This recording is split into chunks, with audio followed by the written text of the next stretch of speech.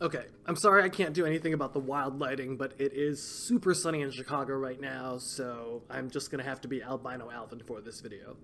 Um, Today, I want to talk about one of the dirty sizing tricks that I think really gives people problems in 3-bet pots on king turns. So this is a very specific situation, but it comes up, one or two times a session, I guess.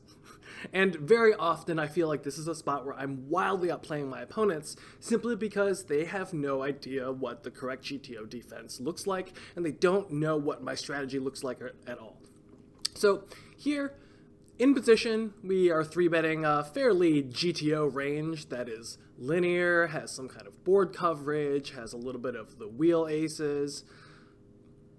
And then out of position, our opponent is going to be defending extremely tightly, going to be 4-betting a lot of the offsuit hands rather than defending, and mostly going to be defending these stronger suited Broadway hands, these middling pocket pairs, and these lower suited connectors.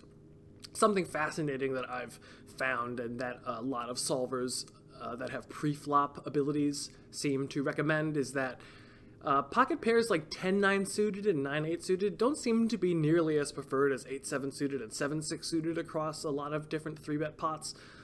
And so it seems to be that because your opponent is going to be 3-betting a lot of these hands that are going to flop draws that will dominate you, that it seems to be preferring that you defend these lower hands when you want coverage.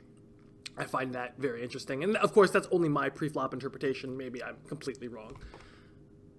Anyways, the important thing to notice here is that the out-of-position player is defending about 6% of hands, so he's defending quite tightly while we are 3-betting nearly double as many hands proportionally in position.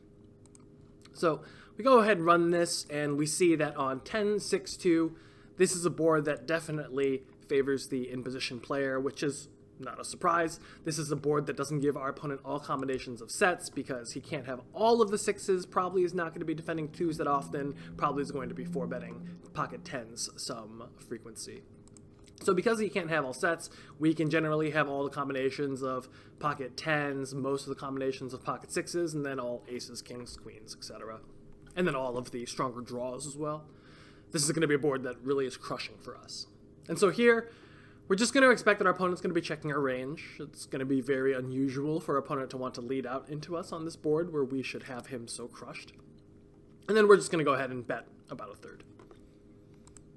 So he checks, we bet a third, and then he calls. So first thing to notice is look how many hands a GTO opponent must defend against us. And so first off, when we say GTO opponent, really what I'm saying is a quite tight opponent, right? This guy is going to show up with the goods and is defending generally very strong hands against us.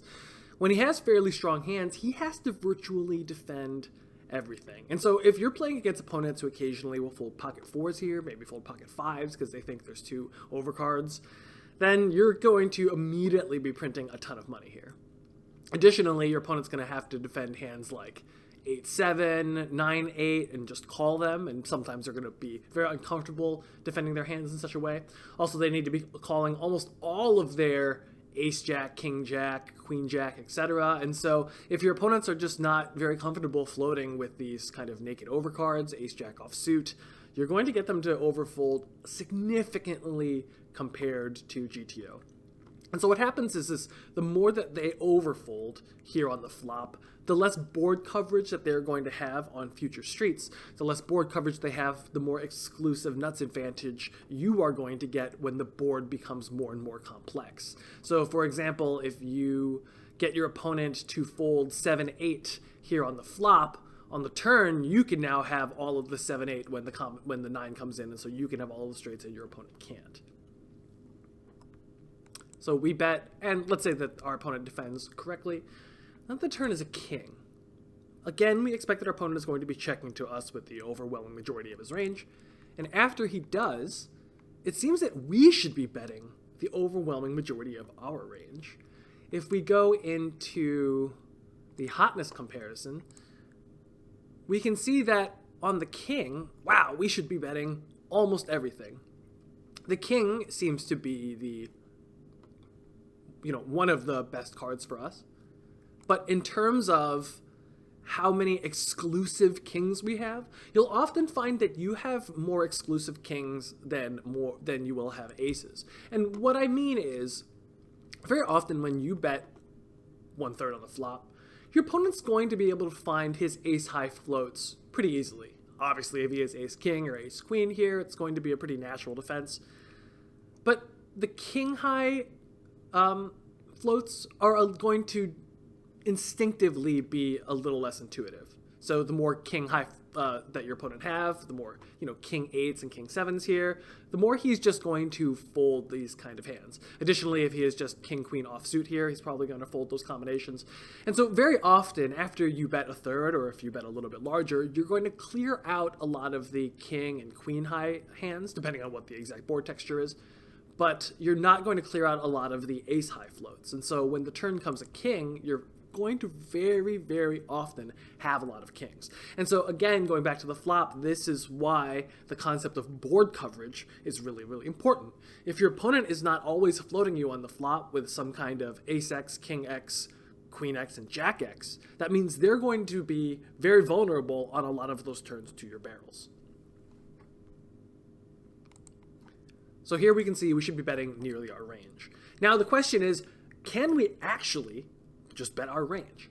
And so the first thing I'm going to do is I'm going to go create a subtree configuration. And now this is important because if I just lock this to just bet everything on the turn, GTO will then go back and adjust how the player will play on the flop, anticipating that on a king turn we're going to be able to bet our entire range. Now, that's going to make things a little bit unrealistic for analysis, and so it's very important that we create this subtree configuration. So now we can see we have arrived on the turn. The pot is larger because we've bet and we've been called. Because we bet our entire range on the flop, we virtually have still all of the same hands, and our opponent has, only folded a very, very slight amount. As we saw, a GTO defense should barely be folding on the flop. So now on the turn, let's turn off the force out of position imposition check, and let's give this some kind of realistic sizing. So let's go 33, 55, 77, which I'm just kind of pulling out of my butt. And we can see here, we have 198.1 is our kind of mixed strategy EV, and so this is what we're going to be trying to target when we are creating a simplified strategy. So again, our opponent should be checking nearly range to us, which makes a lot of sense. I'm sure that if we solved this down to complete accuracy, this would just be a range check. And here, given multiple sizings, it seems that the second sizing, which I believe is 55, we can bet nearly our entire range, and sometimes we want to size up. So now the question is, can we just bet 50% here with our entire range and get a very similar EV? And so here this was 198.1, and this is 197.5. So here we're losing about 60 cents in a $279 pot. So this seems to be an extremely, extremely accurate simplification. And we can see here, if we do 45, seem to lose a bit of money here. If we go 55, it's 197. So it gets a little bit closer here. If we change this to a king that brings in the back door, we can run the same experiment. Now let's try 45, 55, 66, because we know that these are probably the sizings. Actually, let's make this 88. And now again, see what it recommends. So when the backdoor draw comes in, this is going to be a little bit better for our opponent than when the fourth suited king comes in. So our EV is not going to be nearly as high, even though it's a pretty small difference.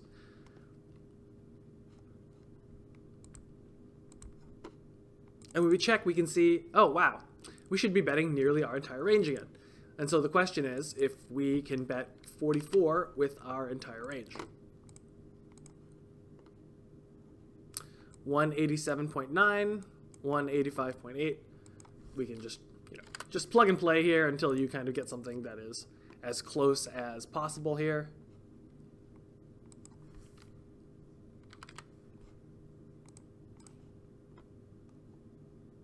That seemed to have gone the other direction here. So it seems to be in the ballpark. If we bet 45 to 50%, this is going to be a very, very powerful simplification. And so when you're looking for a simplification, one, you don't want to stray too much from what the more complicated GTO strategy is. And two, you want to check, is your simplification going to accidentally be correct exploitatively? So let's say our opponent checks. We just go ahead and range bet here. How does our opponent proceed against us? What sizing did we use here? With a 45 sizing. Our opponent should sometimes call with some of his ace queens and sometimes raise the other combinations. And so this might be a situation where people call ace queen of hearts way too often and they don't just go with their hand here. This might be a place where people don't try to deny equity when they have ace king or king queen suited. And so, or, you know, or just like go for it with queen jack of clubs. Or 8-7 of hearts. And so when I look at this, there's a couple things that I'm going to notice. First, I think that in reality, players are not going to be raising nearly as many of these hands when I bet 45 on the turn. Also, they don't know I'm betting 45 on the turn with my entire range, right? Also, they're not going to be calling correctly. I don't think that people are going to be defending nines that often. I think that people are definitely going to be finding a fold with their 6x type hands. And so this might be a spot, and I think, you know, people might fold their 10x hands a little bit too often. And so this might be a spot where if I'd locked in how my opponent is actually going to play, then GTO is going to recommend that I bet nearly my entire range in the first place. And so this is something that, from a common sense standpoint, you always need to check is, does the strategy that GTO recommends as a counter strategy to your simplification look realistic? This doesn't look realistic. I don't think that players actually play like this until you get to the, you know, much stronger levels. But so for the most part, I think that this is going to be, you know, a very, very useful simplification. 3-bet pots when the king comes as an overcard on the turn. This probably works a lot of the times when you are in position on the button. This probably works a lot of the times when you are in the small blind, simply because the entire idea of when you bet against the range, they're going to be floating their ace highs more often than their king highs is going to hold true in a lot of king high flops. Now, this is using a kind of GTO defense strategy pre-flop. What happens when our opponent is a little bit more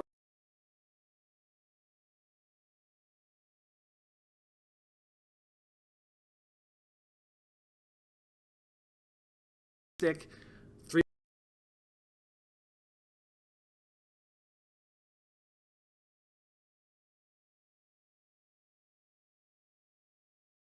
Air towards playing much more GTO, and so kind of your pre-flop analysis for in terms of like leak busting is not nearly as important. But here, that this is what a you know, a reasonable approximation of what an out of position call looks like when you're playing like 200 or 100 no limit or 200 no limit. And so on 10-6-2, same board. Here we check, we bet range. Now, the first thing is we can see that because our opponent has so much more junk pre-flop, he's going to have to fold way more on the flop, right?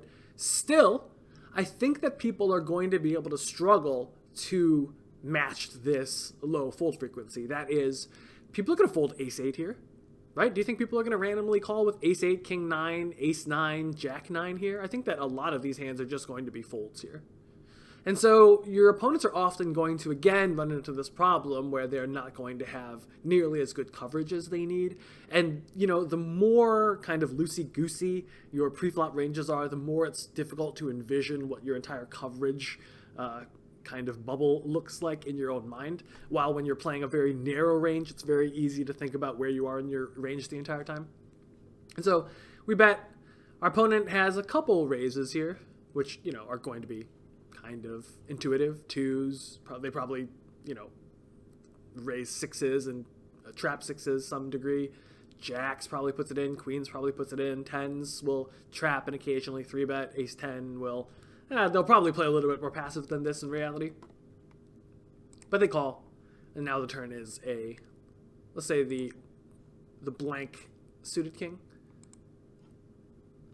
And now we can quickly see that given 3 sizings, and this time we've given it 30, 45, 70, it's really, really erring betting somewhere between 45 and 70 with nearly its entire range. If we change this, if we build a subtree configuration, and now let's change this to be the king of hearts. And this is also one of the useful things about a subtree configuration, is that you can build these trees out very, very rapidly and then resolve them very, very rapidly, as you can see. After our opponent checks to us, again, we should be betting nearly our entire range. Here, if we just set this to be 50, if the target was 191, we get 190.36. So we lose 70 cents in a $279 pot. I don't know about you, but that seems to be a pretty reasonable simplification to me.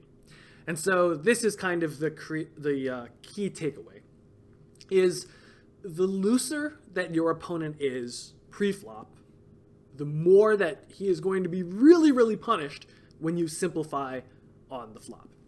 So let's go ahead and look at how he should now play after we simplify. Still, he should be defending most of his 6x's, which is going to be very, very difficult here. He should be calling a little bit of 8s, a little bit of 9s. I think that, again, raising king, queen, ace, queen. I think that this is just going to be unrealistic, defending a little bit of 2s here. And so again, your opponent's going to have difficulty finding all of the correct combinations here, not going to have very good coverage. And so, when you have turned 6s into a bluff and the river comes a 6, you can shove there with trip 6s, and very often your opponents can't. That's not like a huge advantage, but it's an example of why board coverage is just very important. But here, I just, again, think that this is not going to be what my opponent's actual strategy is going to look like. And so that means that I'm probably, in practice, going to make much, much more than this 190, because my opponent's going to overfold and then fold the incorrect combinations of hands. And so this is also a really good argument of why it's important to know what GTO looks like. So, for example, there's people who say, oh, I play exploitatively. Well, let's say that you face an opponent who knows GTO well and knows this strategy and knows this formation, and hopefully now all of my viewership knows this formation, and you just go ahead and deploy this strategy, and your opponent's like, okay, I'm going to try to exploit this. And they might think, oh, wow, I've seen him always bet in this spot, same size, and they even know what you're doing. You could tell your opponent what you're doing, and they might actually think that you're messing up. But actually, you're on a much higher level than them. And so when people say, oh, I don't need solvers, I only play exploitative, I mean, they're often really fooling themselves because they have no idea what they're exploiting in the first place. This is one of the advantages I think that I have when I play these kind of solver strategies against kind of less educated opponents, or less studied opponents, I will say, is that they fall for these kind of things. They'll overfold here on the turn, or overcall and then just call down, and you can make some very obvious adjustments against them from then on. But when you're playing against good players who are used to this, and they understand this language in this metagame, for example, when I'm playing against a good, a very solid player, and I call this flop bet, which looks very standard to me, and then he bets, 45 on the turn, that's not a spot where I'm going to close my eyes and be like, oh, his small sizing shows his weakness. I'm going to have to just blast on him. Similarly, I'm not going to think, wow, this sizing on the king turn is going to be so strong or polarized that I'm going to now have to fold all of my good kind of board coverage call down hands. So understanding the internal metagame and logic behind these GTO plays is very, very important. I hope that this was a very useful video for you guys. I was trying to do my best to do it in one take because I hate video editing more than anything else in my life. If you are interested in seeing more of these kind of GTO shenanigans, please check out my website, overnightmonster.com, where I am currently running a quarantine bonus, and if you use the code quarantine, you get $250 off Overnight Monster, which is a pretty significant sum. So I hope you guys enjoyed this video. I hope you guys learned something, because this is hopefully some of that secret sauce that not everyone has been giving away, but I'm feeling generous today, locked in my apartment. Peace out, guys.